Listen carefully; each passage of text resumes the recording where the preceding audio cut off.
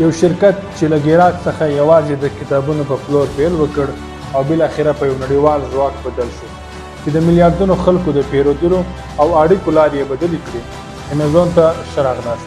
د زړورتیا، نوښت او نه ختمېدونکي پرمختګ یوه کیسه، د ای کامرس له واکمنۍ څخه تر ټکنالوژۍ د انقلاب مشرۍ پورې. راځئ چې وګورو څنګه امیزون د نړۍ یو له لوی عاید لرونکو شرکتونو څخه شو. سلامونه ملګرو. په 1994 میلادي کال کې چې انټرنیټ لا په لومړیو پړاوونو کې و، جیف بیزوس یو 30 کلن کمپیوټر ساینس پوه او د پانګې د مدیریت ماهر په ډي ای شا کمپنۍ کې یو ښه معاش لرونکی کار درلود. خو بیزوس یو بل لوی خوب درلود. کله چې انټرنیټ ته کتل، په یوه حیرانونکي حقیقت پوه شو: د انټرنیټ وده هر کال 2300% وه. دا لوړه شمېره دته الهام ورکړ. بیزوس پریکړه وکړه چې خپل ښه معاش لرونکی کار پرېږدي او خپل د زړورتیا پر لور لاړ شي. د فکر وکړ چې انټرنیټ کولی شي د خلکو د پیرودلو لاره بدله کړي او په دې کې د نه ختمېدونکي امکانات موجود دي. بیزوس د هغو محصولاتو یو لیست جوړ کړ چې آنلاین یې خرڅولی شو، د سی ډي څخه تر الکترونیک پورې هر څه. خو په پای کې یوازې په یو محصول تصمیم ونیوه، هغه و کتابونه. ولې کتابونه؟ ځکه چې ارزانه وو، لیږد یې اسانه وو او په میلیونونو سرلیکونه یې موجود وو. نو په جولای 1994 میلادي کال کې جیف بیزوس او د هغه میرمن مکنزي خپل موټر ته پورته شول او له نیویارک څخه سیټل ته لاړل. سیټل یې د کتابونو د توزیع یو لوی ګودام ته نږدېتوب له امله غوره کړ. همداشان دا د تخنیکي استعدادونو د جذب لپاره یو ښه ځای و.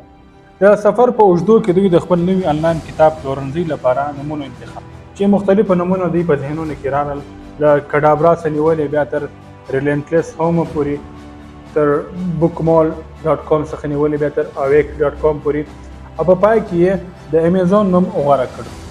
هغه په دې وجه چې د لوی امازون سیند څخه الهام اخیستل شوی و، تر ټولو لوی سیند په نړۍ کې چې د هغه د نوي سوداګرۍ د پراخوالي نښه وه. په جولای 1995 میلادي کال کې amazon.com په آنلاین توګه پرانیستل شو چې له بیزوس د ګیراج څخه فعالیت کاوه. دا یو ساده آنلاین کتاب پلورنځی و چې هدف یې د ځمکې تر ټولو لوی کتاب پلورنځی جوړول و. د ویب پاڼې جاذبه په دې کې وه چې کارول یې اسانه و. پیرودونکي کولی شو چې په میلیونونو کتابونه وګوري، تبصرې ولولي او د خپل کور له راحت څخه یې وپېري. امیزون په مشهورو کتابونو تخفیف ورکولو او لوستونکي وهڅول چې خپل نظرونه شریک کړي، چې د یو ټولنیز احساس رامنځته کولو سبب وګرځېد.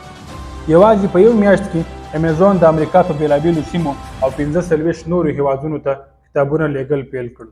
بیزوس او د هغه ټیم په خپل لاس بکسونه ډکول او هره ورځ څو ځلې پوسټخانې ته تلل. د 1995 میلادي کال په پای کې د امیزون عاید د 15 لکه ډالر ته ورسېد او په 1996 میلادي کال کې دا عاید د 15.1 میلیون ډالرو ته لوړ شو. پانګه اچوونکي دې ته متوجه شول. خو بیزوس یوازې په کتابونو راضي نه و. هغه لوی ارمان درلود. د هغه هدف دا و چې یو داسې پلورنځی جوړ کړي چې تاسو پکې هر څه اخیستلی شئ. په 1998 میلادي کال کې امیزون د موسیقي او ډي وي ډي پلورل پیل. په 1999 میلادي کال کې شرکت عام شو، یعنی د امریکا او سټاک مارکیټ ته لیست شو چې هر چا پکې پانګه اچونه کولی شو او 450 میلیونه ډالر یې ترلاسه کړل چې جیف یې د سوداګرۍ د پراختیا لپاره پانګه کړه. دا یوازې د محصولاتو په پلورلو کې نه و، بلکې د بازار په واک کې اخیستلو په اړه هم و. که څه هم ډېری شرکتونه د 1990 میلادي کلونو په وروستیو او د 2000 میلادي کلونو په لومړیو کې د ډاټ کام ببل له امله له منځه لاړل. بیزوس آرام پاتې شو او اوږدمهاله ودې تمرکز وکړ پر ځای د لنډمهال ګټو.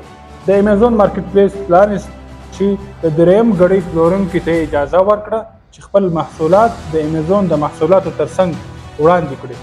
دا یو انقلابي ګام و چې په پاڼه کې د محصولاتو ډولونه زیات کړل او خلک یې نور هم ورته متوجه کړل چې دا د امیزون د کمیابۍ تر ټولو لویه ذریعه ګڼل کېږي. که څه هم وروسته په 2015 میلادي کال کې امیزون پرایم رامنځته شو، د کلنۍ فیس په بدل کې غړي کولی شول په زرګونو محصولاتو کې وړیا 2 ورځني بار وړل ترلاسه کړي. دا ستراتیژي پیرودونکي د امیزون په ایکو سیستم کې تړلې وساتل او د آنلاین پیرودلو توقعات یې بدل کړل. امیزون پرایم د شرکت له خورا بریالیو چارو څخه شو چې په میلیونونو ګډونوال یې درلود. بیزوس په کلاود کمپیوټینګ کې هم پانګونه وکړه او امیزون ویب سرویسز یې په 2006 میلادي کال کې پیل کړ. AWS یا امیزون ویب سرویسز د یوې کوچنۍ پروژې په توګه پیل شو خو ژر د پراخې سوداګرۍ مڼه غوره کړه چې په نړۍ کې شرکتونو ته کمپیوټینګ ځواک برابروي. نن ورځ AWS یا امیزون ویب سرویسز د امیزون د عاید یو مهمه برخه ده او د نټفلیکس، سپوټیفای، فیسبوک او حتی د ناسا په څیر ډیری ویب پاڼې او اپلیکیشنونه ته ځواک ورکوي. که څه هم امیزون بریالی و، بیزوس د سختو نیوکو سره مخ شو. ډیری خلکو د هغه په دې اړه پوښتنې کولې چې ولې هغه خپل ګټې په نویو پروژو کې بیا پانګوي. په داسې حال کې چې سیالان په پیسو ګټلو تمرکز کاوه، بیزوس په میلیاردونو ډالر په ګودامونو، ارزاقي او نور ټکنالوژي کې پانګونه کوله. منتقدینو خبرداری ورکړ چې د امیزون لږې ګټې به بالاخره د دې شرکت لپاره ستونزې جوړې کړي. 15 میلادي کال کې امیزون د والمارټ څخه وړاندې شو او په امریکا کې تر ټولو ارزښتمن پرچون پلورونکی شو.